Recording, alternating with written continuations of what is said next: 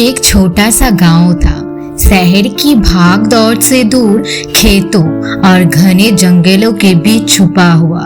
दिन के वक्त ये गांव बिल्कुल आम लगता। लोग खेतों में हाल चलाते, औरतें कुओं से पानी भर लाती, बच्चे खेतों के किनारे मस्ती में खेलते। लेकिन जैसे ही सूरज ढलता और रात अपने अंधेरे के साथ धरती पर छा जाती, पूरा गांव एक अजीब सन्नाटे में डूब जाता। गांव के कोने पर एक पुराना कच्चा रास्ता था। उस रास्ते पर कभी कभी गायें, बैल या कुत्ते भी नहीं जाते थे। लोग कहते थे कि उस जगह में कुछ अलौकिक ताकत बसी है। वही रास्ता सीधा एक टूटी फूटी हवेली तक जाता था। दरवाजे के लकड़ी के पत्थर टूट चुके थे, दीवार पर बड़े बड़े दरार पड़ गए थे और रात के वक्त हवेली से हमेशा हल्के से घंटे की आवाज सुनाई देती थी। और वहीं से शुरू होती है छलवा की कहानी।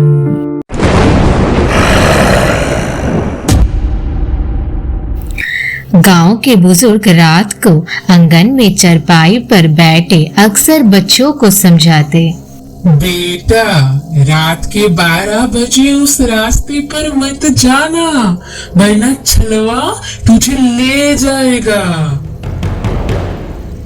कहते हैं कई साल पहले उस रास्ते पर एक आदमी रहता था जिसका नाम था आचार्य जी। वो बड़े ज्ञानी माने जाते थे, लेकिन उनके बारे में अफवाह थी कि वो काला जादू जानते हैं। दिन में वो बिल्कुल आम इंसान की तरह दिखाई देते, लेकिन रात को अक्सर लोगों ने उन्हें हवेली के अंदर अजीब अजीब क्रियाएं करते देखा था। कभी लाल रंग का धुआं हवेली की छत से उठा करता, तो कभी किसी औरत की चीख जैसी आवाज सुनाई देती थी। एक रात आचार्य जी की मौत हो गई। कोई नहीं जानता उनके साथ क्या हुआ। कुछ लोग कहते हैं उनकी बलि, कुछ कहते हैं वो अपनी ही क्रिया में फंस गए। उस रात के बाद से रामपुर गांव कभी पहले जैसा नहीं रहा। लोगों ने कहा रात के 12 बजे वो रास्ते पर एक परछाई चलती हुई दिखती है, कभी एक लंबे आदमी के रूप में, कभी एक औरत की हंसी बनकर। गांव की बहू बेटियां रात को डर के मारे आंगन तक भी नहीं जाती थी, और जिसने भी उस छलवा को देख लिया उसके दिन गिनाते जाते थे। आज भी रामपुर के लोग उस रास्ते पर सूरज ढलने के बाद कदम रखना पाप समझते हैं।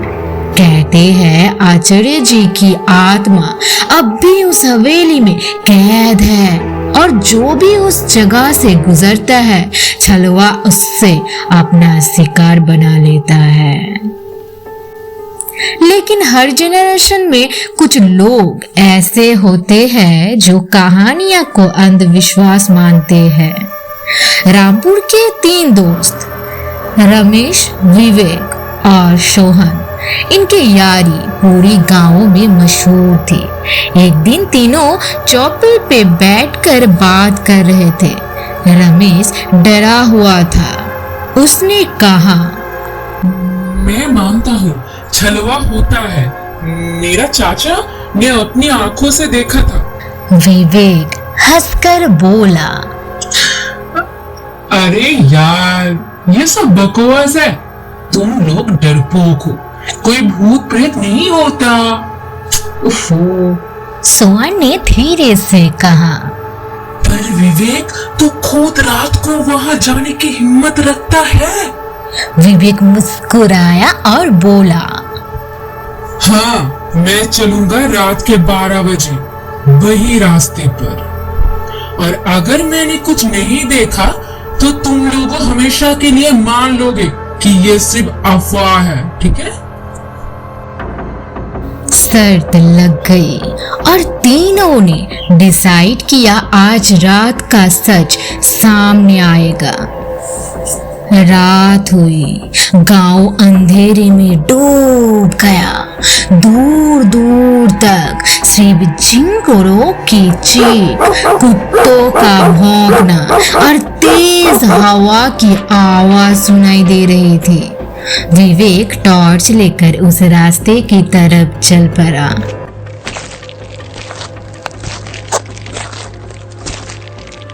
रमेश और सोहन दूर से चुपचाप उससे देख रहे थे। घड़ी ने जैसे ही 12 बजाए, हवा और तेज हो गई। अचानक एक घंटी की आवाज सुनाई दी, जैसे कोई घोड़ा चल रहा हो। विवेक ने टॉर्च उठाई और उसने देखा एक सफेद घोड़ा रास्ते पर आ रहा था। उस घोड़े पर एक आदमी सवार था, सफेद कपड़ों में लपेटा हुआ, लेकिन उसका चेहरा अंधेरे में गायब था। विवेक सोचा शायद कोई गांव का आदमी होगा। वो बेफिक्र होकर आगे बढ़ने लगा, लेकिन जैसे ही सवार करीब आया, विवेक की टॉर्च उसके चेहरे पर पड़ी और विवेक एकदम जम गया। चेहरे की जगह कुछ भी नहीं था, ना आंख, ना नाक, ना मुंह, बस एक खाली अंधेरा। जैसे उस आदमी का चेहरा अंधेरे ने खा लिया हो। सवार रुका और एक ठंडी सी आवाज निकालती है, अब तूने मुझे देख लिया है। अब तो सुबह तक जिंदा नहीं रहेगा। विवेक के हाथ से टॉर्च कांपने लगी। उसने पीछे मुड़ कर देखा। रमेश और सोहन भागने ही वाले थे, लेकिन विवेक खुद जम गया था। उसके पैर जमीन में धंस गए, जैसे किसी ने पकड़ लिया हो। सवार आदमी धीरे धीरे उसके करीब आया। उसका सफेद घोड़ा हवा में सांस छोड़ रहा था और उस आदमी के चेहरे की जगह बस खाली अंधेरा था। विवेक चिल्लाया, कौन हो तुम? उस आदमी ने कोई जवाब नहीं दिया, सिर्फ अपना हाथ उठाया और उसकी उंगलियों एक एक करके हवा में घूमने लगी जैसे धुआं। अचानक विवेक के कान में एक आवाज गूंज गई। वो आवाज विवेक के अपने पिता की थी। बेटा, घर वापस आ जा, रात को बाहर मत निकाल। विवेक का दिमाग घूम गया।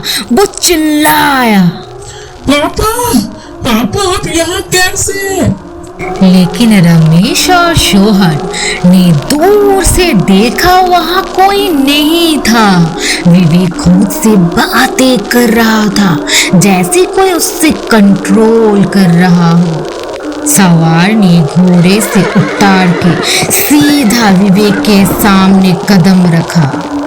उसके पांव उल्टे थे और जमीन को छू जाते ही चिंगारी निकल रही थी, जैसे अग्नि खुद उसके साथ चल रही हो। उसने विवेक के कान के पास झुककर धीमे से कहा, मैं वही हूँ जिसको तुम्हारे गांव ने जलाया था। अब मैं अपना हर शिकार यहीं से लेता हूँ। और उसके बाद विवेक की चीख इतनी तेज थी कि पूरे गांव की दीवारें कांप उठी। रमेश और सोहन डर के मारे अपनी जान बचाकर भाग गए, लेकिन उनकी रूह तक ये तस्वीर जम गई। अगले सुबह गांव के रास्ते पर विवेक का जिस्म पड़ा था, लेकिन उसका चेहरा एकदम काला और खाली था। ना नाक, ना होठ, ना आंखें, सिर्फ सफेद दो गड्ढे जैसे और मुंह जैसे अंधेरा खा गया हो। उसके मोबाइल में एक वीडियो मिली। वीडियो में सिर्फ इतना रिकॉर्ड था। मैं देख रहा हूँ उसका चेहरा अंधेरा है और अब वो मुझे खींच रहा है। बचाओ! गांव के लोगों ने वीडियो देखी और तभी सब समझ गए कि बुजुर्गों की बातें सिर्फ कहानी नहीं थी। वो रात से पहले कभी कोई सच नहीं मानता था, लेकिन उस दिन के बाद रामपुर में किसी ने भी 12 बजे उस रास्ते पर कदम नहीं रखा। सबने माना छलवा सच में है और जो भी उससे देख लेता है उसके चेहरा हमेशा के लिए अंधेरे में घुल जाता है। लेकिन कुछ दिन बाद एक शहर से आए जर्नलिस्ट ने विवेक की मौत की तहकीकात शुरू की। उन्होंने हवेली के अंदर तलाशी ली और वहां मिले कुछ पुराने कागज, कुछ जादू टोना के निशान और एक आदमी का डायरी जिस पर लिखा था, मैं अपने शत्रु से बदला लूंगा। गांव को दिखाना होगा कि मैं अमर हूँ। जब तक लोग मुझे छलवा मानते रहेंगे मैं कभी नहीं मरूंगा। पता चला छलवा असल में एक इंसान था, कोई भूत प्रेत नहीं। आचार्य जी ने अपने जादू के डर और अफवाहों के फायदा उठाया था और उन्हीं के चल अभी तक किसी ना किसी इंसान ने जारी रखी थी मांस, जादू टोना और अंधेरे का खेल। पर असली सवाल अब भी वही रहा, अगर ये सब सिर्फ इंसान था तो विवेक के फोन में रिकॉर्ड हुआ चेहरा अंधेरा कैसे था? आखिर कैमरा ने जो देखा वो सिर्फ एक खोखला चेहरा था जिसमें ना आंखें थी ना मुंह। जर्नलिस्ट ने डायरी बंद की, लेकिन उस रात उसने भी हवेली के अंदर एक हल्की घंटे की आवाज सुनी। उसने सोचा हवा होगी, लेकिन गांव के लोग कहते हैं उस रात के बाद वो जर्नलिस्ट भी कभी रामपुर वापस नहीं आया। और तभी से आज तक एक ही राज गांव के लोगों के दिल में बसा है, छलवा इंसान था या कुछ और।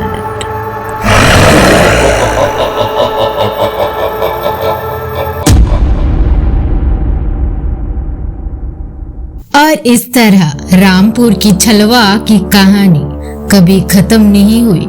लोग कहते हैं कहानियां का सच और अफवाह का झूठ अक्सर एक दूसरे में घुल जाते हैं। शायद छलवा सिर्फ एक इंसान था या शायद कुछ ऐसा था जो इंसान के समझ से परे है। पर एक बात पक्की है, आज भी अगर रात के 12 बजे कोई उस रास्ते पर गुजरे तो हल्की घंटे की आवाज सुनाई देती है और ठंडी हवा में एक साया सा हिलता दिखाई देता है। हो सकता है ये सिर्फ हवा का खेल हो और हो सकता है छलवा अभी भी रामपुर के रास्ते पर अपना नया शिकार ढूंढ रहा हो।